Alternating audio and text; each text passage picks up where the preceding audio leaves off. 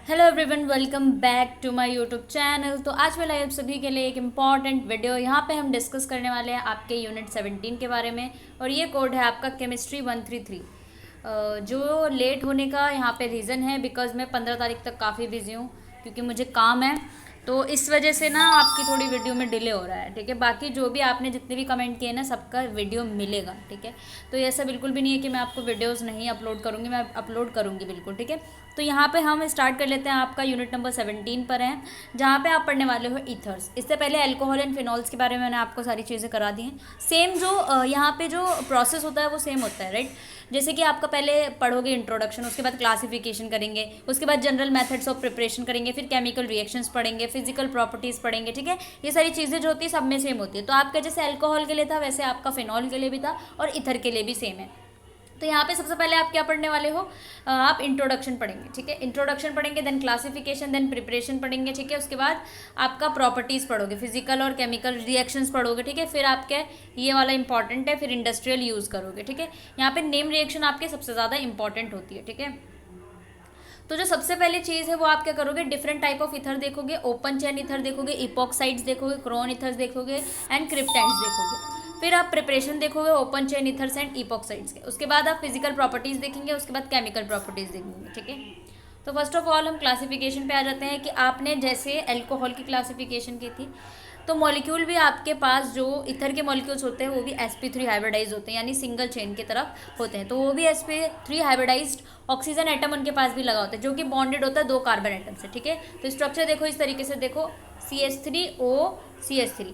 अब देखो यहाँ पे सिंगल बॉन्ड है, यानी ये जो होगा वो आपका क्या होगा, sp3 हाइब्रिडाइज होगा ऑर्बिटल, ठीक है। इसके पास क्या है, आपके पास दो सिग्मा बॉन्ड होते हैं, ठीक है। यानी दो कार्बन एटम है तो दो सिग्मा बॉन्ड होंगे, यानी एक सिंगल बॉन्ड के पास एक सिग्मा बॉन्ड होता है, ठीक है। सिमिलर टू वाटर मॉलिक्यूल की तरह होगा, वो भी आपका क्या है, sp3 हाइब्रिडाइज होता है, जिसमें COC बॉन्ड एंगल होता है। बॉन्ड एंगल यहाँ पे टेट्राहेड्रल स्ट्रक्चर होता है इसका, जैसे आपका ये दिखा रखा है, ठीक है।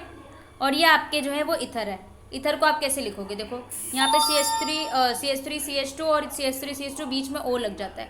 अब यहाँ पे आपको बताना है कि कौन सा है, ठीक है। यहाँ पे कार्बन है, यहाँ पे CH3 लगा दो, बीच में O, इधर कितने भी अल्काइल ग्रुप लगा दो। तो बेसिकली होता है ROR। ये R आपके अल्काइल ग्रुप्स हैं, यहाँ पे आप कोई सा भी अल्काइल ग्रुप लगा लो, इधर भी कितने भी अल्काइल ग्रुप लगा दो, बीच में ऑक्सीजन से बॉन्ड होता है तो वो आपका ईथर हो जाता है, ठीक है। इसीलिए इसकी नोमेनक्लेचर है ये। अब ये आपके कुछ ईथर्स हैं, ओपन चेन और साइक्लिक वाले, ठीक है। तो when the ring size including oxygen atom अगर 5 होता है या उससे ज़्यादा होता है तो साइक्लिक ईथर आपका जो होता है ओपन चेन की तरह हम उसको लगाने लग जाते हैं। 3 मेंबर्ड साइक्लिक ईथर को हम बोलते हैं ऑक्सीरोन्स, ठीक है। 3 मेंबर, देखो 1 2 3 और एक ऑक्सीजन, तो इसको हम बोल देंगे ऑक्सीरोन या फिर ethylene oxide, which are known as epoxide. तो आपका ये इपॉक्साइड होता है, क्यों, क्योंकि यहाँ पे बेयर स्ट्रेन होता है विद स्मॉल रिंग के साथ। इपॉक्साइड्स आपका जो होता है, इपॉक्साइड्स बहुत ज़्यादा रिएक्टिव होता है इथर से, तो इपॉक्साइड वाला जो होता है वो आपका बहुत ज़्यादा रिएक्टिव है, ठीक है। अब यहाँ पे देखो लार्ज रिंग जो होता है वो रिपीटिंग यूनिट आपकी लगी हुई है, OCH2 यूनिट, इसको हम क्रोन ईथर्स बोलते हैं, ठीक है। लार्ज यहाँ पे रिंग होती है, ठीक है। दे आर मैक्रो मोनोसाइक्लिक पॉलीईथर्स होते हैं। कंपाउंड आपका जो होता है उसके पास डिजोल्व करने में हेल्पफुल होता है इनऑर्गेनिक सॉल्ट्स को, ठीक है।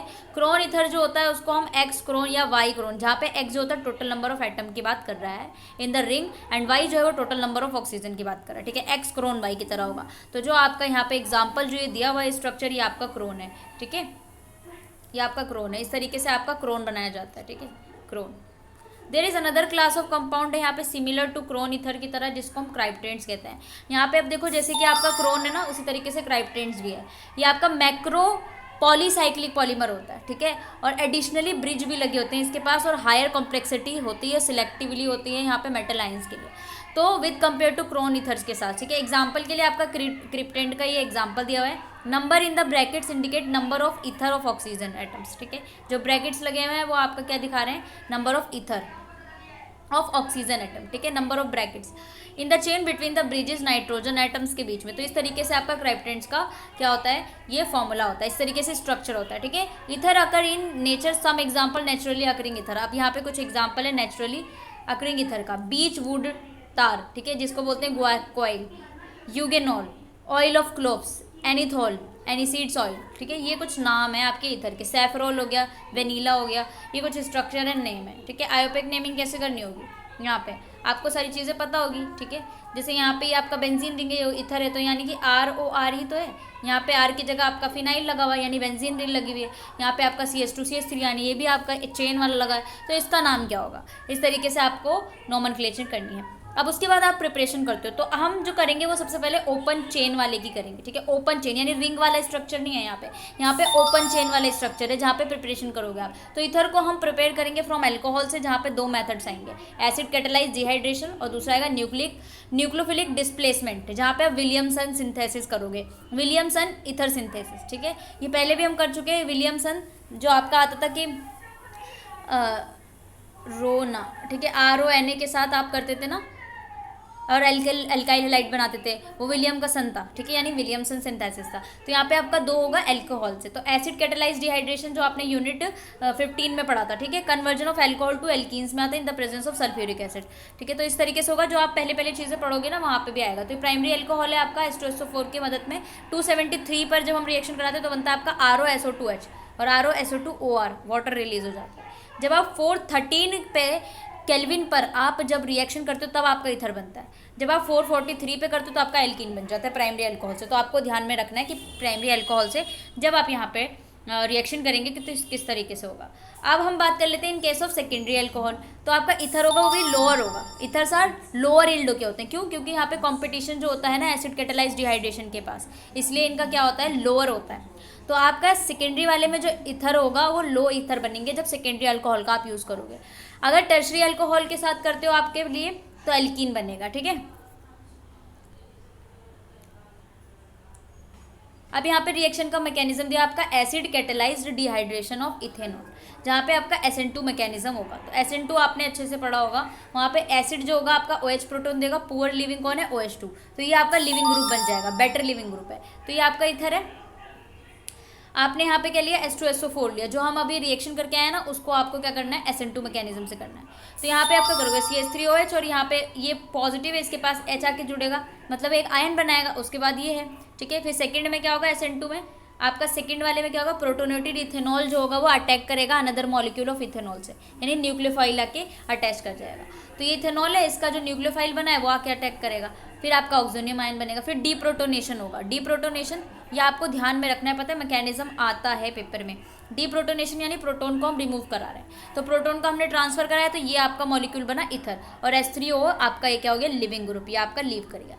Proton is use in the first step of mechanism and then another is liberate, यानी पहले में हमने उसको यूज किया प्रोटोन का, उसके बाद सेकंड वाले स्टेप में हमने उसको लिबरेट कर दिया।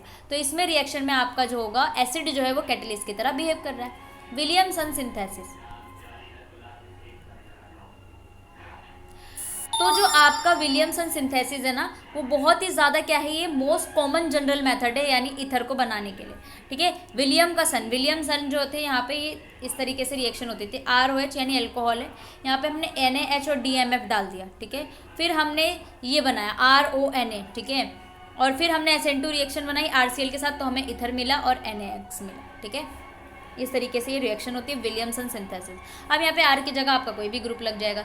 तो विलियमसन जो इसका मैकेनिज्म है बहुत ज़्यादा इंपॉर्टेंट है, इसको आप ध्यान में रखना। आप क्या कर रहे हो, पहले ROH से क्या करा रहे हो, जैसे रिएक्शन होती है ना बिल्कुल सेम होता है। तो hydride ion function as a base, तो हाइड्राइड आयन जो होंगे वो बेस की तरह काम करेगा, डीप्रोटोनेट कर देगा अल्कोहल को। तो हमने जैसे अल्कोहल को NaH और DMF से बना के RONA बनाया था ना, तो आपको पता है कि RO माइनस में हो जाएगा और जो प्लस में Na है वो प्लस में चला जाएगा।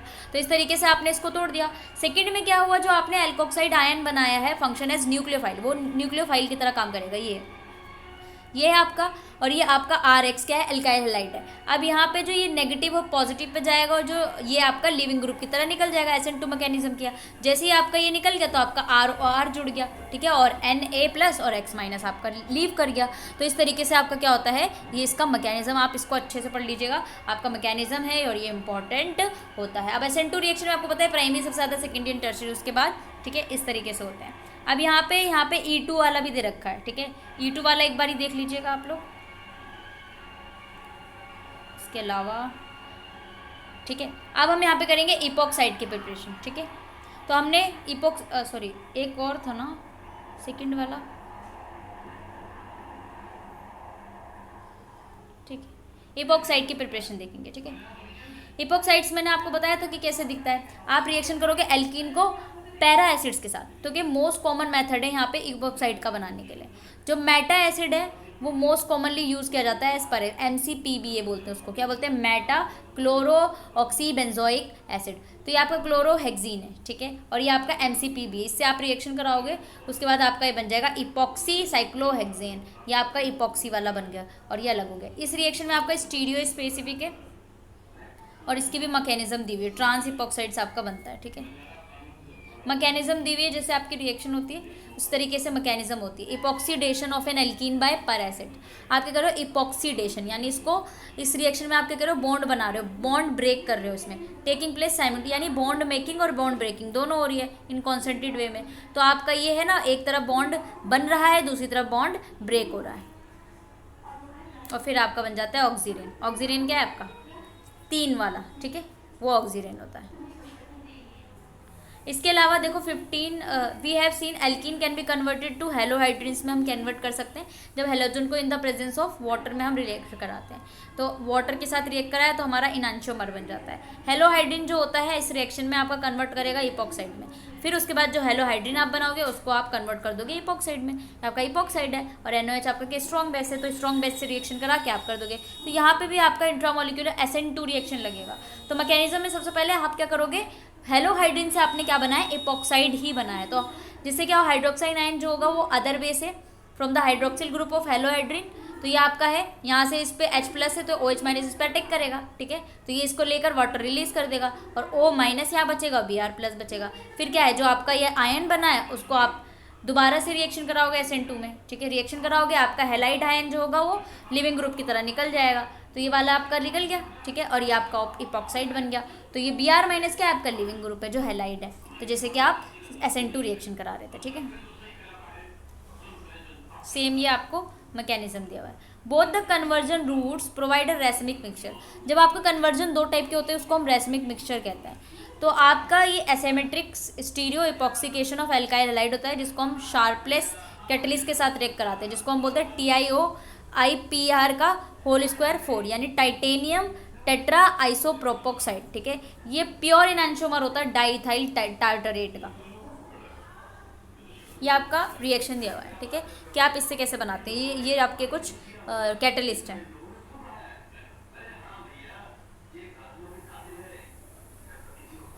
ये आपके कुछ रिएक्शन से देखो, यहाँ पे आपका ना ये प्राइमरी अल्कोहल है ना, H2SO4 आपने 413 पे जब कराई रिएक्शन, ठीक है, तब आपने क्या बनाया, इथीन बना था या फिर इथर बना था, ये आपको करना है। 413 पे इथर बना था, ये आपका क्या है, RONA, ठीक है, यानी कि आप इससे करा रहे हो रिएक्शन, तो आपका क्या है, ये विलियमसन सिंथेसिस है।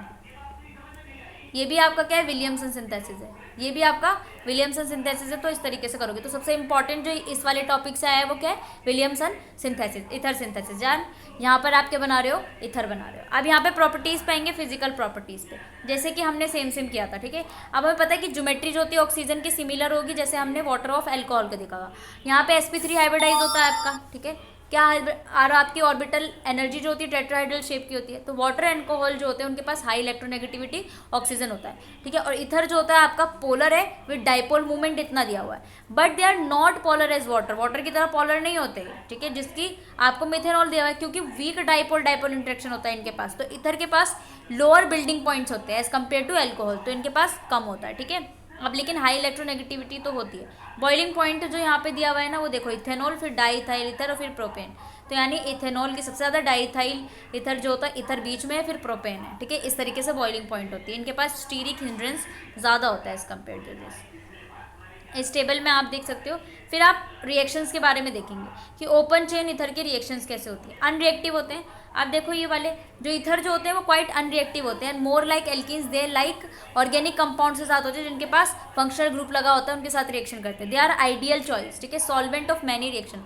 बॉन्ड जो होता है कार्बन और ऑक्सीजन के बीच में उसको हम इथर लिंकेज कहते हैं। इथर लिंकेज जो होता है स्ट्रॉन्ग बेस के डालने पर भी कोई अफेक्ट नहीं करता। ऑक्सीडाइजिंग एजेंट आप पोटेशियम डाइक्रोमेट, पोटेशियम परमैग्नेट कुछ भी डाल दो, नॉट अफेक्टेड ही नहीं। क्यों? क्योंकि इनके पास हाईली इलेक्ट्रोनेगेटिव ऑक्सीजन एटम, और कार्बन एटम जो होता है आपका ऑक्सीजन से बिहेव यानी बॉन्ड करता है, जिस वो इलेक्ट्रोफाइल की तरह बिहेव करेगा, न्यूक्लियोफाइल रिएक्शन करा के कर जाएगा। इस तरीके से आपका जो है वो इससे ब्रेक ही नहीं होगा। सॉल्युबिलिटी की बात करें अगर हम इथर की सल्फ्यूरिक एसिड में, तो ये मेथड जो होता है डिस्टिंग्विश करता है ईथर और हाइड्रोकार्बन के बीच में।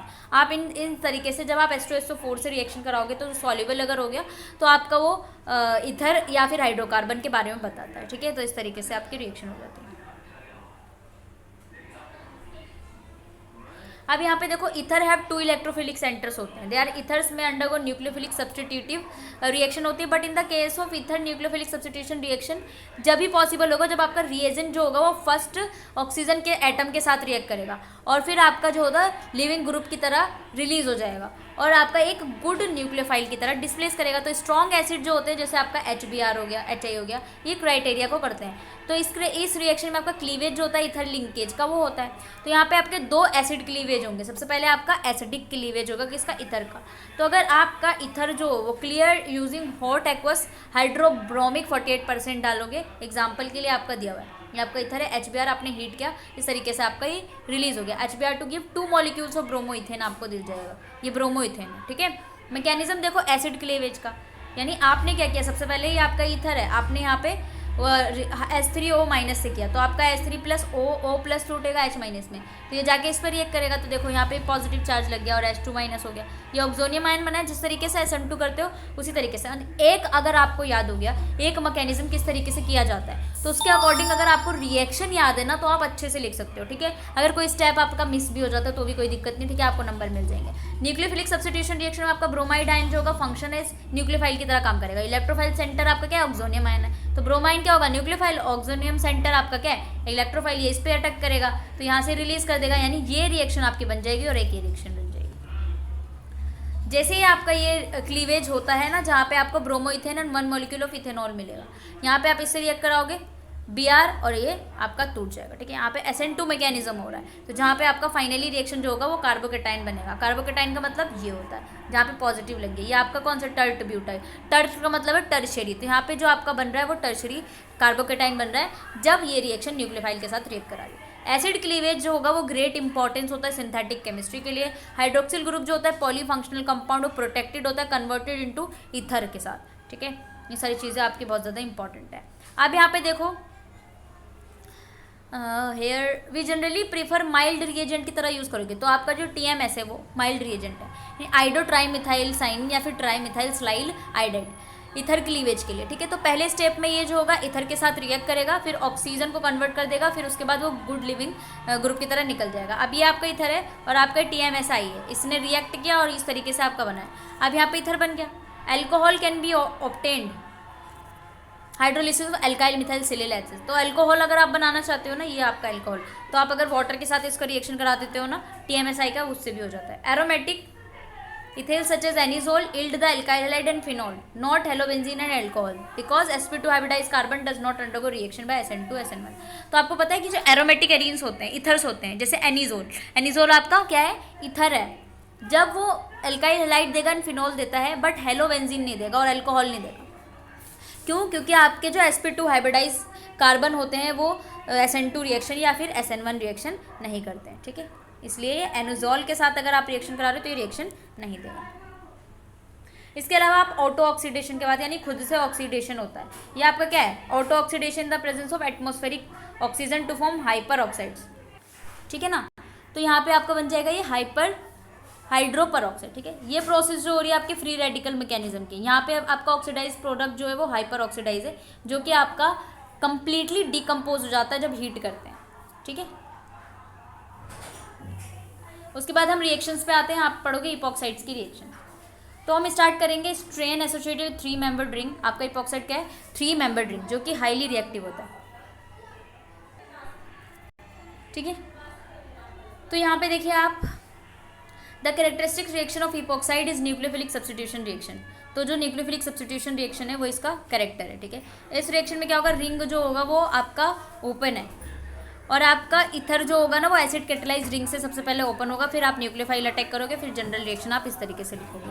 ये देखो कैरेक्टरिस्टिक रिएक्शन, सबसे पहले आपकी हो रहा है एसिड कैटेलाइज ओपनिंग, आप क्या कर रहे हो, एसिड कैटेलाइज कर रहे हो। एसिड कैटेलाइज का मतलब क्या है, H3O से। फिर आप क्या कर रहे हो, रिंग को ओपन कर दे रहे हो, ठीक है। तो मैकेनिज्म क्या होगा यहाँ पे, सबसे पहले प्रोटोनेशन होता है, यानी प्रोटोन को ट्रांसफर करोगे from the acid to oxygen के पास, फिर आपका ये जो होगा ऑक्सोनियम आयन दे देगा। सब में यही है सेम, आप प्रोटोन ट्रांसफर कर रहे हो। तो यहाँ पे ये प्रोटोन है, ये आपका ऑक्सीजन पे, तो आपने प्रोटोन का ट्रांसफर कर दिया, तो इस तरीके से होगा वाटर रिलीज। फिर क्या होगा, रिंग ओपनिंग, यानी रिंग ओपन हो जाएगी, न्यूक्लियोफाइल अटैक करेगा पीछे की साइड से। आपका न्यूक्लियोफाइल यहाँ पे अटैक किया, रिंग ओपन हो गई, SN2 मैकेनिज्म। उसके बाद प्रोटोन ट्रांसफर करोगे फाइनल स्टेप में सॉल्वेंट के पास, फिर ये वाला प्रोटोन जो है वो इसके पास आ जाएगा, तो ये यहाँ पे बन जाएगा H3O, अलग हो जाएगा, ठीक है। इस रिएक्शन में आपका जो अटैक हो रहा है न्यूक्लियोफाइल का, वो एंटी हो रहा है। एंटी का मतलब क्या हो गया, ब्रिज ऑक्सीजन, यानी पीछे की साइड, बैक साइड से अटैक हो रहा है, इसलिए उसको एंटी बोलते हैं, ठीक है, यानी एंटी बोलते हैं। Stereo chemistry of acid catalyse ring opening in SN2 इस तरीके से हो रही है। तो आपकी रिंग ओपनिंग कैसे हो रही है, यहाँ पे देखो ये वाली रिएक्शन इस पर आके करेगी, तो ये देखो ये रिंग ओपन, ठीक है, इस तरीके से बनेगा। और यहाँ पे SN1 रिएक्शन, SN2 रिएक्शन, किस तरीके से कुछ कुछ रिएक्शन दिए हुए, यानी अगर आप 1,2 इपॉक्सी प्रोपेन के साथ रिएक्शन करा रहे हो HCl की, तो कैसे रिंग ओपनिंग कर रहे हो, 90% ये बनेगा, 10%, यानी ये मेजर प्रोडक्ट है आपका और ये आपका माइनर प्रोडक्ट है। SN1 कराते हो तो सेम इस तरीके से बनेगा। इसके अलावा न्यूक्लियोफिलिक रिंग ओपनिंग, अब देखो न्यूक्लियोफिलिक रिंग ओपनिंग कैसे है, जैसे आपका ether epoxide undergo ring opening reaction करता है, जहाँ पे कई सारे न्यूक्लियोफाइल्स आएंगे, क्योंकि यहाँ पे रिंग है, इस वजह से गुड न्यूक्लियोफाइल अटैक करेगा इपॉक्सोसाइड्स के पास, तो SN2 मैकेनिज्म करेगा। SN2 लाइक स्टीरियो सिलेक्टिविटी या फिर रेगियो सिलेक्टिविटी होगा, जहाँ पे इन्वर्जन होता है, एंड न्यूक्लियोफाइल अटैक करेगा लेस सब्स्टिट्यूटिव पोजीशन पे। तो SN2 SN1 जिसने नहीं देखा वो जा करके वीडियो देखें, ठीक है। अब यहाँ पे आपका क्या है, इपॉक्साइड है, RONA के साथ रिएक्ट कराया, तो ये रिएक्शन बन रही। अगर मैंने NaCN लगा दिया, CN लग गया, अगर मैंने NaSH SH लग गया, अगर मैंने वाटर R लग गया, अगर मैंने LiH H लग गया, ठीक है। उसके अलावा अगर मैंने C ट्रिपल बॉन्ड NH, तो C ट्रिपल बॉन्ड, तो आपका क्या गया, H लग गया, वाटर से कराए तो H लग गया। इस तरीके से रिएक्शन होती है। मैकेनिज्म देखो कैसे होगा, सबसे पहले जो है आपका न्यूक्लियोफाइल अटैक करेगा कहाँ से, बैक साइड से, क्योंकि हम क्या करा रहे हैं SN2। SN2 में क्या बनता है आपका, बैक साइड से रिएक्शन होती है, इसीलिए इन्वर्जन होता है। हिंड्रेंट कार्बन इपॉक्साइड ओपन करेगा रिंग को और क्लीविंग करेगा CO बॉन्ड को। अब देखो ये RONA है, ठीक है, CH3ONA यानी RONA, यहाँ पे जो होगा ये ऑक्सीजन पे क्या होगा, नेगेटिव चार्ज, Na पे प्लस पॉजिटिव चार्ज, यहाँ पे इस पर अटैक करेगा, तो SN2 मैकेनिज्म हुआ, Na इस पे आके जुड़ गया और ये आपका एल्कोक्साइड आयन बन गया। सबसे पहले आपको आयन ही बनाना होता है। उसके अलावा रिजल्टिंग एल्कोक्साइड जो होगा, वो पहले जो आपने ये बनाया वो प्रोटोनेटेड होगा, ये बनाया हमने, ये लिया, ठीक है, उसके बाद ये प्रोटोनेटेड हो गया। अब यहाँ पे Na+ चला गया और यहाँ पे ये बन गया, ठीक है, प्रोटोनेटेड हो गया। उसके बाद आपका ये हो जाता है। अब यहाँ पे आपको जो रिएक्शंस दिए हुए हैं वो कुछ इस तरीके से हैं, तो आप कैसे करोगे, यहाँ पे नीचे की तरफ करते हैं। Epoxide play important role in building block में, बहुत ज़्यादा काम करता है, ठीक है। Ethylene oxide can be use introduce to carbon in a molecule के लिए यहाँ पे होता है। सबसे पहला देखो, अगर RB आ रहा है आपके पास और Mg ईथर डाल दिया आपने, तो भी आपका एल्कोहल बनेगा। अगर इपॉक्साइड डाल दिया RBr के साथ, तो भी आपका एल्कोहल ही बनेगा।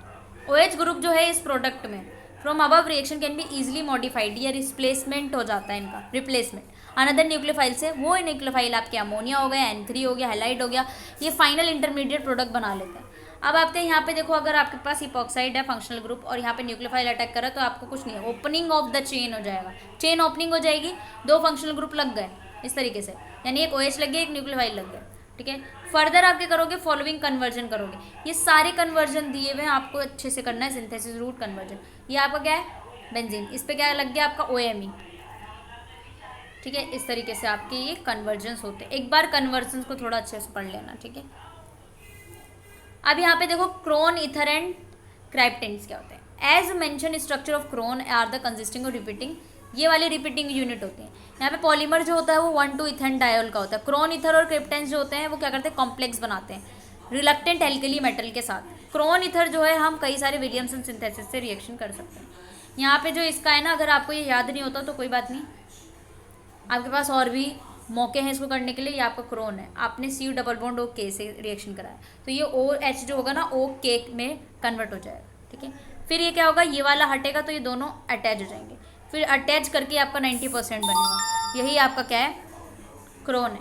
यूनिक फीचर होता है क्रोन का आपका, ये जो होता है चेलेट मेटल होते हैं। चेलेट मेटल का मतलब बहुत सारे ऑक्सीजन से अटैच्ड होते हैं, 4 ऑक्सीजन से। ये मेटल कॉम्प्लेक्स बनाते हैं और सॉल्युबल होते हैं in polar non polar organic solvent में। इस फॉर्म में जो होता है ना, हम इसको गैस्ट कहते हैं, ठीक है। Example, पल्पर benzene. पल यानी पर्पल बेंजीन जो होता है KMnO4 के साथ रिएक्शन कराओगे तो बेंजीन में डिजोल्व हो जाएगा। और बहुत ज़्यादा यूजफुल रिएजेंट होता है कहाँ पर, वाटर इंसॉल्युबल ऑर्गेनिक कंपाउंड में, ये आपका है, ठीक है। इस तरीके से होता है अगर KMnO4 के साथ डिजोल्व किया तो। ये रिएक्शन दी हुई है, आई होप, मैं बोल रही हूँ कि आप इसे छोड़ देना क्योंकि आपको थोड़ी सी टफ लगेगी। इंडस्ट्रियल यूसेज की अगर हम बात करें, इथर जो होता है वाइडली यूज़ किया जाता है सॉल्वेंट्स की तरह, ऑयल, फैट, गम्स, रेजिन्स में। डाईथाइल का हम रेफ्रिजरेंट्स की तरह यूज़ कर रहे हैं। हम solvent for extraction organic matter को सॉल्व करने के लिए यूज़ कर रहे हैं, ठीक है। इसके अलावा जो डाईमिथाइल होता है उसका हम यूज़ एज अ कैटलिस्ट की तरह यूज़ करते हैं इंडस्ट्रियल पॉलीमराइजेशन में। इसके अलावा आपके जो होते हैं प्रॉपर्टीज़ होती कई सारी, प्रोडक्ट में एडहेसिव सेलेटेंट्स या फिर आप कोटिंग पेंट्स वगैरह में भी ईथर्स का यूज़ करते हो क्योंकि इनका इनर्ट नेचर होता है ईथर का। तो टेट्राहाइड्रोफ्यूरेन, ठीक है, एक्सीलेंट सॉल्वेंट्स होते हैं ये, ताकि आप ऑर्गेनिक रिएक्शंस करा सको, ठीक है। उसके अलावा क्रोन जो होता है वो आपका, इनका सिंथेटिक ऑर्गेनिक केमिस्ट्री में बहुत ज़्यादा एडवांटेज होता है। आयनिक रिएजेंट की तरह बहुत ज़्यादा काम करते हैं, डिजोल्व हो जाते हैं ऑर्गेनिक फेज में, ठीक है। वाटर इनसॉल्युबल ऑर्गेनिक कंपाउंड में भी। सेकंड एडवांटेज इनका न्यूक्लियोफिलिसिटी जो होता है आयन का, जैसे CN-CH3 बहुत ज़्यादा इन्हेंस करता है आयन की पोलर सॉल्वेंट के लिए। तो यहाँ पे जो आपकी प्रिपरेशन दी है बेंजाइल मिथाइल ईथर की, ठीक है, बेंजाइल मिथाइल ईथर, यहाँ पे आपका ब्रोमो बेंजीन वाला है और CH2 यानी मिथाइल है। CH3O के से करोगे CH3CN तो आपको ये मिलेगा और KBr अलग हो जाएगी। इसकी गुड यील्ड 50% आपका यील्ड होता है जो कि क्रोन ईथर नहीं है, और 18% आपका 18,6 ईथर का। क्रोन ईथर जनरली आपका कलर्ड कॉम्प्लेक्स होता है मेटल आयन के साथ, और इसका हम मेटल आयन की डिटेक्शन के लिए यूज़ करते हैं, ठीक है। ये चैप्टर आपका डन हो गया। इसमें जो भी कंप्लीट या फिर कुछ रह गया है उसके अलावा जो भी होगा ना आपका इंपॉर्टेंट क्वेश्चंस और PYQ में वो कवर हो जाएगा, ठीक है। इसके अलावा आपको ध्यान में रखना है जो मैकेनिज्म किस तरीके से किया जाता है। सिंपली एक मैकेनिज्म याद रखोगे, आपको मैकेनिज्म बनाना आ जाएगा। एक बार लिख के बनाओगे ना तो आपको आ जाएगा। नेक्स्ट चैप्टर पे चलते हैं, यूनिट नंबर 18 पे। यूनिट नंबर 18 जो है वो आपका एल्डिहाइड एंड कीटोन्स है, यानी आपका एल्डिहाइड और कीटोन में है। जिस तरीके से आपने अल्कोहल, फिनॉल और ईथर पढ़ा उस तरीके से एल्डिहाइड कीटोन्स भी पढ़ो। कुछ नहीं है, सबसे पहले आप इंट्रोडक्शन ही पढ़ोगे, फिजिकल केमिकल प्रॉपर्टीज़ पढ़ लोगे, एल्डिहाइड कीटोन्स में क्या होता है, एसिड बेसिक कैरेक्टर्स पढ़ लोगे, बॉइलिंग पॉइंट, मेल्टिंग पॉइंट पढ़ लोगे। उसके अलावा इसकी रिएक्शंस जो होती है और नेम रिएक्शन जो होती है, इससे ज़्यादा कुछ भी नहीं पूछा जाता, ठीक है। तो यहाँ पे आप इसको पढ़ लेंगे, आ जाओ। बाकी सारी चीज़ें तो आप सुन ही चुके हो, जैसे हम इंट्रोडक्शन पढ़ेंगे, उसके बाद फिजिकल प्रॉपर्टी पढ़ेंगे। कार्बोनिल ग्रुप के होते हैं ना, यानी C डबल बॉन्ड O जो होता है वो दोनों में होता है, आपका एल्डिहाइड में भी और कीटोन में भी। फिजिकल प्रॉपर्टी प्रिपरेशन देखोगे, जैसे कि सारी चीज़ें हम पढ़ के आ रहे हैं। General method of preparation aldehyde and ketones देखोगे, फिर इंडस्ट्रियल प्रिपरेशन देखोगे, फिर रिएक्शंस देखोगे, ठीक है। आप उसमें रिएक्शन कौन कौन से कर रहे हो, न्यूक्लियोफिलिक एडिशन यानी न्यूक्लियोफाइल ऐड होगा, रिएक्शन में अल्फा हाइड्रोजन क्या होगा, ऑक्सीडेशन, रिडक्शन, कंडेंसेशन, सारी चीज़ करोगे। स्पेसिफिक रिएक्शन भी करोगे आप किसका, एल्डिहाइड एंड कीटोन्स का। इंडस्ट्रियल यूज़ करोगे, लैब डिटेक्शन। इसमें आपका ये यूनिट थोड़ा सा लॉन्ग हो जाएगा।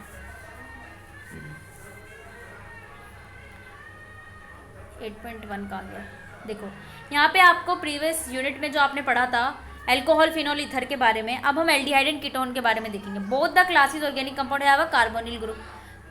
कीटोन के पास आपका एल्काइल ग्रुप होता है, एराइल ग्रुप होता है, 1 एल्काइल 1 एराइल ग्रुप अटैच होते हैं कार्बोनिल ग्रुप से। इस तरीके से एल्डिहाइड के पास भी एक हाइड्रोजन होता है, वो भी आपका कार्बोनिल कार्बन से अटैच होता है, वो भी आपका एल्काइल एराइल हो सकता है। इसके अलावा आप न्यूक्लियोफिलिक एसिड एडिशन रिएक्शन देखेंगे, फिजिकल प्रॉपर्टीज़ देखेंगे, ये सारी चीज़ें बता चुके हो। अब स्ट्रक्चर देखिए एंड फिजिकल प्रॉपर्टीज़ को देखिए, ठीक है, आ जाइए। तो इसने बोला है before going in detail of chemistry of aldehyde and ketone हमें पढ़ना है नोमेनक्लेचर। अब हम देखेंगे the common name of aldehyde and drive from the common name of corresponding carboxyl group. Ending आपका इक और ओइक होता है, एसिड को रिप्लेस कर दो एल्डिहाइड से, ठीक है। In the IUPAC name aldehyde is treated derivative of alkanes with ending e या फिर al. Alkene becomes alkanal, alkene को हम क्या बोलेंगे, एल्केनल। एल क्या लगा रहे हैं, एल्डिहाइड के लिए। साइक्लिक एरोमेटिक होगा तो हम साइक्लिक एनकेल aryl substituted carbaldehyde, इस तरीके से लगाओगे। कॉमन नेम जो है वो इस तरीके से रिटर्न करेंगे। अब देखो ये आपका फॉर्मिक एसिड है, ये वाला, ठीक है। आपका फॉर्मिक एसिड से हम बोलेंगे फॉर्मिक एसिड। ये आपका मिथेन है, इस तरीके मिथेनल एल्डिहाइड के लिए फॉर्म एल्डिहाइड। ये आपका COOH लगेगा तो एसिटिक एसिड। ये आपका CH3 डबल बॉन्ड हो, CH3 ketone, aldehyde, acid aldehyde. ये आपका बेंजोइक एसिड है, यानी ये आपका COOH है, ठीक है। ये आपका OH है यानी बेंजल कार्बल्डिहाइड, बेंजल्डिहाइड, ठीक है। ये किसके लिए लगा रहे हो, बेंजल्डिहाइड के लिए लगा रहे हो। कीटोन्स के लिए हम उसको बोलते हैं एल्केनॉन्स, एंडिंग ई से हो जाएगी और ओन हो जाएगा, तो ओन अगर लगेगा तो कीटोन है, ठीक है। एल लगेगा तो आपका एल्डिहाइड है। जिस तरीके से ये आपका प्रोपेनॉन, क्यों? क्योंकि आपका कीटोन है ये। Butanone, pentanone, phenyl ethanol, diphenyl ethanol, on लग गया, ठीक है। इस तरीके से आपके क्वेश्चंस होते हैं और हमेशा आते हैं क्या? नोमेनक्लेचर। कार्बोनिल ग्रुप का स्ट्रक्चर के बारे में अगर हम बात करेंगे तो देखो, इसमें आपका डबल बॉन्ड है, तो आप बताओ मुझे कि ये sp2 हाइब्रिडाइज होगा, ठीक है। ये आपका sp2 हाइब्रिडाइज है। और कितने सिग्मा बॉन्ड? एक दो सिग्मा बॉन्ड होंगे डबल बॉन्ड में, और एक पाई बॉन्ड होगा, तो पाई बॉन्ड ओवरलैप कर जाते हैं, ठीक है। इस तरीके से स्ट्रक्चर बनाया हुआ है सेकेंड कार्बोनिल कंपाउंड का, not much important. And molecular mixing आपका लूमो वूमो बना रखा है, इसको स्किप करें। फिजिकल प्रॉपर्टीज पे आ जाते हैं। यहाँ पे हमको एल्डिहाइड एंड कीटोन्स को देखना है। आपके जो एल्डिहाइड और कीटोन्स होते हैं वो पोलर होते हैं, ठीक है। क्यों? क्योंकि इनके पास कार्बोनिल ग्रुप प्रेजेंट होता है। कंपाउंड के पास intermolecular dipole dipole interaction है। अब ये इंट्रैक्शन जो होता है वो मॉलिक्यूल को हायर बॉइलिंग पॉइंट बना देता है, जैसे कि नॉन पोलर से। तो जो नॉन पोलर वाले हैं उनसे ज़्यादा हायर बॉइलिंग पॉइंट किसकी होती है? पोलर की। तो पोलर कौन से? आपके एल्डिहाइड एंड कीटोन्स हैं।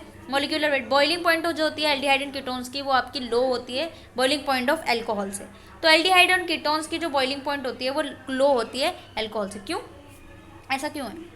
क्योंकि मॉलिक्यूल्स और एल्डिहाइड कीटोन्स जो होते हैं वो by much weaker electrostatic interaction से लगे होते हैं बिटवीन डाइपोल्स। एल्कोहल जो होते हैं वो स्ट्रॉन्ग हाइड्रोजन बॉन्ड से लगे हैं, सो दैट्स वाई। तो इस तरीके से पार्शियल सॉल्युबिलिटी जो होती है वो हाइड्रेट्स कैन बी एक्सप्लेन करते हैं formation of hydrogen bond between carbonyl compound. ये आपका स्ट्रक्चर दिया हुआ है, ठीक है। इसके अलावा ये कुछ टेबल है। प्रिपरेशन में देखेंगे आपका सबसे पहले जनरल मेथड्स ऑफ प्रिपरेशन। अब यहाँ पे देखो आप एल्डिहाइड एंड कीटोन्स की प्रिपरेशन कैसे कर रहे हो। तो यहाँ पे आप देखोगे क्या? Preparation of aldehyde and ketones. तो सबसे पहले आप क्या करोगे? ओजोनोलिसिस। ओजोनोलिसिस में कुछ नहीं होता, एल्कीन से आप क्या करते हो? ओजोनोलिसिस कर देते हो, ठीक है। तो इस बॉन्ड को आपको ब्रेक करनी पड़ती है, फिर आप एक उधर ऑक्सीजन लगाओ, एक इधर ऑक्सीजन लगाओ, ठीक है। यानी आपका एक ऑक्सीजन, समझ लो मैंने बॉन्ड ब्रेक की, आपका ऑक्सीजन एक इधर लग गया, ठीक है। ये सी डबल बॉन्ड हो, आधा ऑक्सीजन इधर, यानी आर और आर। दूसरा देखो ये वाला, तो यहाँ पे भी सी डबल बॉन्ड हो, ये ऑक्सीजन आर, ये आर। सेम मॉलिक्यूल आपके बन रहे दो, तो यहाँ पे आपने ओजोनोलिसिस किया तो दो तरफ लड्डू दे देना है आपको, एक लड्डू इसको दे दो, एक लड्डू इसको दे दो। तो क्या होगा? देखो सी डबल बॉन्ड ओ बीच में बन गया और सी आर दो बने थे, इसीलिए मैंने दो मॉलिक्यूल लगा दिए। तो ओजोनोलिसिस में आप करते हो ये ओजोनोलिसिस, जिसको बोलते हैं ऑक्सीडेटिव ओजोनोलिसिस। तो अगर आप ऑक्सीजन से करा रहे हो तो ऑक्सीडेटिव, रिडक्टिव में करा रहे हो तो Zn और वाटर। तो Zn, जिंक एंड वाटर अगर जहाँ पे लग जाएगा तो उसको हम बोलेंगे ऑक्सीडेटिव ओजोनोलिसिस, ठीक है। I hope you understand. अब यहाँ पे देखो फ्रॉम एल्काइंस, एल्काइन से आप कैसे बनाओगे? तो हाइड्रेशन करेंगे। ये आपका एल्काइन है, आप बॉन्ड ब्रेक करो, एक बॉन्ड ही टूटेगा, हाइड्रेशन करो यानी H जोड़ना है। तो आपका यहाँ पे आर है, तो यहाँ पे अगर आपके दोनों बॉन्ड ऊपर वाली तोड़ी है मैंने, दो कार्बन लगे हुए ना, एक बॉन्ड देखो ये तोड़ दी मैंने दोनों बॉन्ड, तो दो बॉन्ड तोड़ूंगी तो दो हाइड्रोजन लग गए फिर आपका सी डबल बॉन्ड और ये आर तो है यहाँ पे, ठीक है, क्योंकि आपका ये एल्डिहाइड बना रहे हो, ठीक है, एल्काइन से। फ्रॉम एल्कोहल से कैसे बनाओगे आप? एल्कोहल से आपको सिंपली ऑक्सीजन के साथ यानी डीहाइड्रोजनेशन कर देना, ये आपका है।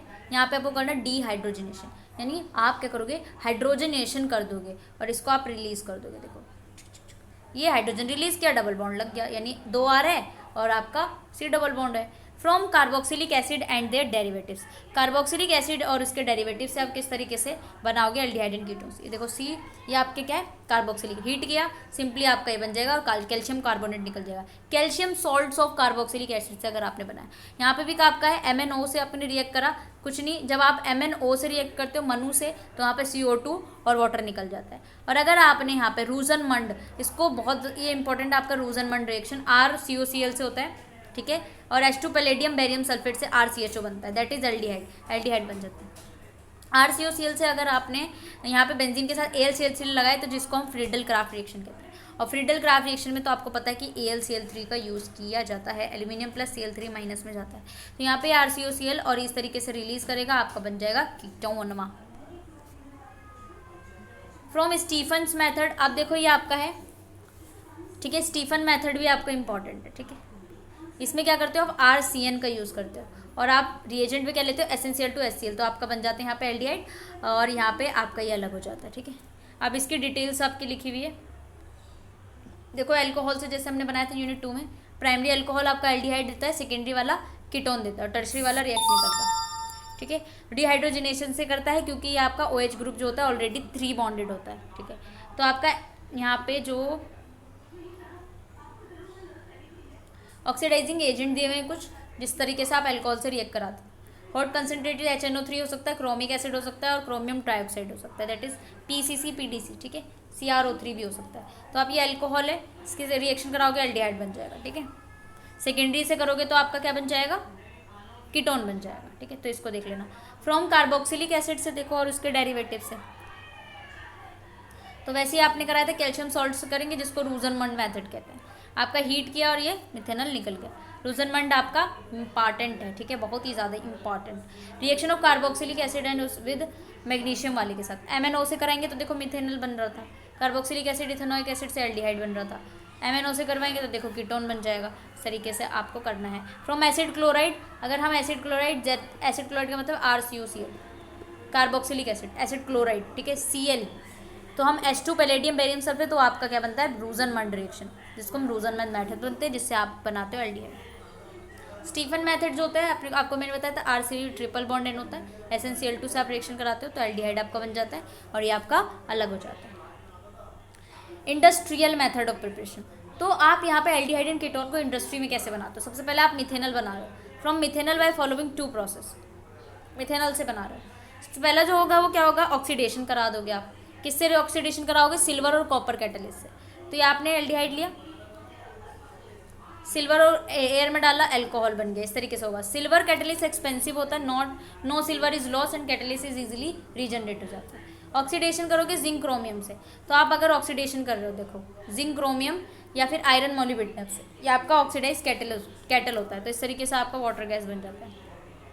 इथेनॉल से करो, the following method can be use for the manufacture of ethanol. Ethanol को कैसे बनाओगे आप, by passing a mixture of ethene. Ethene के मिक्सचर को पास कर रहे हो हाफ O2 से, PDCl बन गया आपका इथेनॉल। इस प्रोसेस को हम वैकर प्रोसेस कहते हैं, जहाँ पे आपके बनने हो ये बना रहे, ठीक है, इंपॉर्टेंट। उसके अलावा by passing ethyne through dilute sulphuric acid, यानी आपका ये सल्फ्यूरिक एसिड विद मर्क्यूरी, आप क्या कर रहे हो, इथाइन ले रहे हो, फिर सल्फ्यूरिक एसिड मर्क्यूरी के साथ बना रहे हो, तो आपका बन जा रहा है इथेनॉल। ऑक्सीडेशन ऑफ इथेनॉल से भी आपका बन जा रहा है सिल्वर कॉपर से, ये भी। उसके अलावा जो है इंडस्ट्रियल प्रोपेनेशन, अगर आप प्रोपेनॉन बताते हो, ये बना रहे हो, ये क्या है, कीटोन है, तो आप क्या कर रहे हो, प्रोपेनॉन बना रहे हो, तो आप सबसे पहले क्या कर रहे हो, Ag यानी हीट कर रहे हो कॉपर जिंक के साथ और ऑक्सीडेशन कर रहे हो सिल्वर से, तो आपको प्रोपेन टू प्रोपोन बन रहा है, जिसे वैकर्स प्रोसेस कहते हैं। वैकर प्रोसेस अभी हमने पढ़ा था, ठीक है, यूनिट 16 में आपने भी पढ़ा है। अब एल्डिहाइड एंड कीटोन्स की रिएक्शंस देखनी है, तो रिएक्शंस आपकी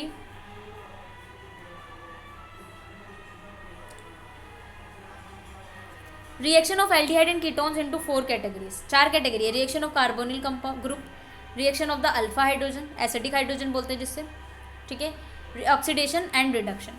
तो हम सबसे पहले कार्बन ऑक्सीजन डबल बॉन्ड जो होता है उसको तोड़ेंगे। वो क्या होता है, आपका पोलर होता है, जो आयनिक एडिशनल करता है, यानी कार्बोनिल पाई बॉन्ड होता है उसके पास। कार्बोनिल कंपाउंड जो होता है सबसे पहले अटैक करेगा किस पे, न्यूक्लियोफाइल से, फिर इलेक्ट्रोफाइल पे रिएक्ट करेगा। तो मोस्टली रिएजेंट जो होगा कार्बोनिल एडिशन कराएगा, जो ओवरऑल कोर्स रिएक्शन देगा। Addition of the negative part, addition जो होगा न्यूक्लियो पार्ट, जो न्यूक्लियोफिलिक पार्ट होगा रिएजेंट में कार्बन एटम के साथ, फिर पॉजिटिव इलेक्ट्रोफिलिक पार्ट होगा। ये एसिडिक पार्ट है, यहाँ पे अटैच किया, फिर ये इलेक्ट्रोफाइल आके यहाँ पे अटैक करेगा। ये अटैक किससे हुआ है, आपका न्यूक्लियोफाइल से। एसिडिक मीडियम में प्रोटॉन आपका ऐड करेगा कार्बोनिल ऑक्सीजन पे, फिर फर्दर आपकी इलेक्ट्रोफिलिक नेचर जो होगा वो इंक्रीज हो जाएगा और ये रेजोनेंस बना रहा है। तो जो न्यूक्लियोफिलिक एडिशन रिएक्शंस हुई है कार्बोनिल कंपाउंड के साथ, वो आपका एसिड से कैटेलाइज था। तो यहाँ पे नेचर जो है अल्फा हाइड्रोजन क्या होगा, जो आपका अल्फा कार्बन होगा उससे जो हाइड्रोजन जुड़ा होगा उसको हम अल्फा हाइड्रोजन कहते हैं, ठीक है। कार्बोनिल कंपाउंड जो होगा वो एसिडिटी को इंक्रीज कर देता है। तो अगर हम यहाँ पे बात करें आपका रिएक्टिविटी की, ठीक है, आप जो प्लस आई और ये सारी चीज़ जो आप देखोगे ना, ग्रुप अटैच करते हैं उसको प्लस आई इफेक्ट कहते हैं। इंक्रीजिंग रिएक्टिविटी आपकी इस तरीके दी हुई है फिनॉल के साथ। तो एक बार इसको देख लेना। न्यूक्लियोफिलिक एडिशन रिएक्शन यानी आपका जो है न्यूक्लियोफाइल अटैक करेगा। तो जो मेन रिएक्शन है वो आपका क्या है, एल्डिहाइड एंड कीटोन्स की न्यूक्लियोफिलिक एडिशन रिएक्शन होता है। यहाँ पार्शियली पॉजिटिव कार्बन होता है ऑफ द कार्बोनिल ग्रुप का, और एडिशन जो होता है वो आपका 2 पार्ट में होता है, न्यूक्लियोफिलिक एडिशन प्रोटोनेशन और electrophilic protonation other Lewis nucleophilic addition के साथ। तो मैकेनिज्म जो होगा एडिशन प्रोटोनेशन होगा। न्यूक्लियोफिलिक एडिशन रिएक्शन आपका न्यूट्रल होता है मॉलिक्यूल, बेसिक कंडीशन में आपका मैकेनिज्म किया जाता है। सबसे पहले न्यूक्लियोफाइल अटैक करेगा, यानी ये आपका कार्बोनिल ग्रुप है, न्यूक्लियोफाइल आके कार्बन पॉजिटिव पे अटैक करता है, तो आपका यहाँ पे जुड़ जाएगा न्यूक्लियोफाइल, ठीक है। उसके बाद प्रोटोनेशन होगा। प्रोटोनेशन में क्या होगा, ये आपका प्रोटोन से H2 यहाँ से आएगा और ये वाला प्रोटोन चला जाएगा और HO बाहर निकल जाएगा, ठीक है। इस तरीके से आपका प्रोटोनेशन होगा न्यूक्लियोफिलिक एडिशन में। सबसे पहले प्रोटोनेशन कर रहे हो, प्रोटोनेशन कराने के बाद आपका यहाँ पे ये लग जाएगा, न्यूक्लियोफिलिक अटैक करेगा जिससे डीप्रोटोनेशन हो जाएगा। अब न्यूक्लियोफिलिक आया और डीप्रोटोनेशन होकर अलग हो गया, ये आपके mechanism. Wide variety of nucleophile can attack carbonyl group of aldehyde and ketones. तो हम यहाँ पे nucleophilic addition reaction on the basis of nature of attacking of atom, ठीक है। सबसे पहले आपका carbon nucleophile, addition of oxygen nucleophile, addition of sulphur nucleophile, addition of nitrogen, addition of hydrogen. तो सबसे पहले आप क्या करोगे, एडिशन ऑफ कार्बन, यानी आपका ये साइनाइड आयन है, एनाइन टर्मिनल एल्काइन है, ग्रिग्नाल रिएजेंट है और ये आपका ऑर्गेनोलिथियम रिएजेंट है, ठीक है। सारे रिएजेंट्स आपको दिए हुए हैं। ये आपका क्या करते हैं, ये न्यूक्लियोफाइल एडिशन करते हैं। ये आपके न्यूक्लियोफाइल है जो लोट ऑफ सिग्निफिकेंस होता है किसमें, सिंथेटिक ऑर्गेनिक केमिस्ट्री में। क्यों, क्योंकि न्यू कार्बन कार्बन बॉन्ड होते हैं इस प्रोसेस में। ये रिएक्शन आपके न्यूट्रल कंडीशन में किया जाता है जो आपका बेसिक कंडीशन है, और 2 स्टेप आपके चलते हैं एडिशन प्रोटोनेशन मैकेनिज्म से। सबसे पहले आप क्या कर रहे हो, एडिशन ऑफ हाइड्रोजन साइनाइड। तो आपका ये आपका रिएक्शन है, ठीक है। एल्डिहाइड एंड कीटोन आप किससे रिएक्ट करा रहे हो, हाइड्रोजन साइनाइड से, ठीक है। और फिर आपका नाइट्राइल बनना है। एग्जाम्पल के लिए HCN आपने ऐड किया, ठीक है, इस तरीके से। या आपने HCN ऐड किया, इस रिएक्शन में आपका क्या हो रहा है, साइनाइड बन रहा है जो कि पुअर इलेक्ट्रॉन डोनर होगा, जो वीक न्यूक्लियोफाइल बनेगा, ठीक है। और आपका डिफिकल्ट होता है HCN को बनाने के लिए। उसके अलावा नेक्स्ट है आपका addition of anion of terminal alkynes. Terminal alkynes आपके क्या होते हैं, हाइड्रोजन एटम जो होंगे, टर्मिनल एल्काइन जो होता है वीकली एसिडिक होता है। ये आपका बेस से रिएक्ट करेगा और कॉन्जुगेट बेस बनाएगा, एल्कलाइन आयन, ठीक है। एल्कलाइन आयन जो होगा आपका कार्बन आयन होता है जो कि स्ट्रॉन्ग न्यूक्लियोफाइल होता है। एल्काइन जो होता है ना वो आपका एडिशन रिएक्शन करता है किसके साथ, कार्बोनिल ग्रुप के साथ, तो एल्डिहाइड एंड कीटोन्स का। एग्जांपल के लिए आपने सोडियम एसिटाइड को साइक्लोपेंटेनॉन के साथ क्या करा, ऐड किया, फिर हाइड्रोलिसिस किया एक्वस एसिड में, फिर आपको मिल गया इथाइनाइल साइक्लोपेंटेनॉल, ठीक है, इस तरीके से। ये आपका सोडियम एसिटाइलिन है, इससे रिएक्ट कराया, फिर आपको ये रिएक्शन मिली। ये रिएक्शन बहुत ज़्यादा यूजफुल होती है किसमें, फंक्शनल ग्रुप ऑफ एडक्ट में भी, और आपका फर्दर मॉडिफाई किया जाता है। और अगर आपने इसकी रिएक्शन HgSO4 के साथ रिएक्ट कराई तो आपका ट्रिपल बॉन्ड जो होता है ये ब्रेक हो जाता है और ये आपका बन जाता है हाइड्रोक्सी कीटोन। BH3 से रिएक्शन कराओगे तो बीटा हाइड्रोक्सी एल्डिहाइड बन जाएगा। एडिशन ऑफ ग्रिग्नाल रिएजन, आपको ग्रिग्नाल रिएजन के बारे में मैंने बताया था। ये आपका सबसे पहले ROMgx2 लगेगा और फिर अल्कोहल बन जाएगा, ठीक है। मैकेनिज्म भी यहाँ पे दिया हुआ है, देखो सबसे पहले आप क्या कर रहे हो, न्यू बॉन्ड फॉर्मेशन कर रहे हो, न्यूक्लियोफाइल एंड इलेक्ट्रोफाइल। ये आपका रिएक्ट कर रहा है यहाँ से, फिर आपको MgX लग रहा है, प्रोटोनेशन करोगे यहाँ से रिलीज हो जाएगा। फिर आप ऑर्गेनोलिथियम कंपाउंड, आपका ऑर्गेनोलिथियम कंपाउंड होता है जहाँ पे RMgX किस जगह RMgCl इस तरीके से होता है, ठीक है। तो आपने यहाँ पे कराया ना सेम, तो आपका ये बॉन्ड ब्रेक करके डबल बॉन्ड लग जाएगा। फिर आपने ये क्या है ना, यहाँ पे ग्रिग्नार्ड रिएजन जो होता है रिएक्ट नहीं करता कीटोन से, तो आपका ऑर्गेनोलिथियम जो होता है वो स्ट्रॉन्गर न्यूक्लियोफाइल की तरह रिएक्ट करता है। विटिंग रिएक्शन क्या है, सबसे पहले भी बता चुके, बहुत ज़्यादा important method of synthesis of alkene. Alkene को बनाने के लिए विटिंग रिएक्शन का यूज़ करते हैं, जहाँ पे आपने एल्डिहाइड कीटोन लिया, ठीक है, येलाइड लिया, इसका नाम येलाइड है, फिर एल्कीन बना लिया, तो आपकी विटिंग रिएक्शन होती है। इंपॉर्टेंट है, इसका मैकेनिज्म भी एक बार आप देख लेना, ठीक है। Oxygen nucleophile, addition of oxygen, addition of water अगर हम कर रहे हैं, एल्डिहाइड एंड कीटोन जो होगा वाटर के साथ रिएक्ट करा के 1,1 डायोल देता है, जिसको जर्मिनल डायोल कहते हैं। जर्मिनल डायोल के बारे में मैंने आपको बताया था, अगर एक ही कार्बन से 2 ग्रुप्स लगे हुए हैं एक साथ तो उसको हम जर्मिनल बोलते हैं, ठीक है। ये आपका होता है अगर एल्डिहाइड कीटोन का आप एसिड या फिर बेस से रिएक्शन कराते हो तो आपको जर्मिनल डायहाइड मिल जाता है, ठीक है। उसके अलावा अल्कोहल का एडिशन देखो, आपने कीटोन लिया, अल्कोहल ऐड कराया तो यहाँ पे आपका R डैश बन जाता है, जिसको हेमी एसिटल बोलते हैं। फिर आपने एसिड दिया तो एसिटल हो गया, यानी OR और R डैश लग गया, एसिड होता है। एसिड और बेस करेंगे, अगर कीटोन के साथ करोगे तो उसको हेमी कीटल कहते हैं, फिर उसके बाद एसिडेशन करा दिया तो कीटल कहते हैं। इंपॉर्टेंट है, इसको आप देख लीजिएगा। अब यहाँ पे देखो प्रोटेक्शन के लिए भी होता है सिंथेटिक, ये एग्जाम्पल है आपका, प्रोटेक्शन कराते हैं इस तरीके से, रीजनरेशन हो जाता है। मैकेनिज्म देखो अब इसका इंपॉर्टेंट है, base catalysed formation of hemiacetal. Hemiacetal के लिए पहले आपका क्या बनेगा, एल्कोक्साइड आयन बनेगा, फिर प्रोटॉन ट्रांसफर होगा कहाँ से, ROH से। ये आपका B है, ROH है, BH बन के RO-। न्यूक्लियोफाइल अटैक करेगा, न्यूक्लियोफाइल आके इस पर अटैक करेगा, ठीक है। अटैक करने के बाद प्रोटोनेशन हो रही है, उसके बाद आपका acid catalysation of hemiacetal के लिए भी सेम होगा, प्रोटोनेशन बनेगा, उसके बाद आपका प्रोटोन अटैक करेगा, फिर चला जाएगा। एसिटल और हेमी एसिटल अगर बन रहा है आपका तो सेम रिएक्शन होगी। फिर सल्फर को कैसे ऐड करोगे आप, अगर आपके पास ये है साइक्लिक थायोएसिटल, इसके बाद आपने ZlCl2 डाला तो इस तरीके से आप ऐड करोगे, जिसको हमने साइक्लिक थियोसाइल बोल दिया। फिर बाई सल्फाइड बोलेंगे, HSO4 Na+SO3 माइनस में टूटेगा, यहाँ पे आके रिएक्ट करेगा, तो इस तरीके से बनेगा। इसका मैकेनिज्म आप कैसे देखो, सबसे पहले बाईसल्फाइड अडेक बनाओ, ये आपका बाईसल्फाइड अडेक बन जाता है, ठीक है।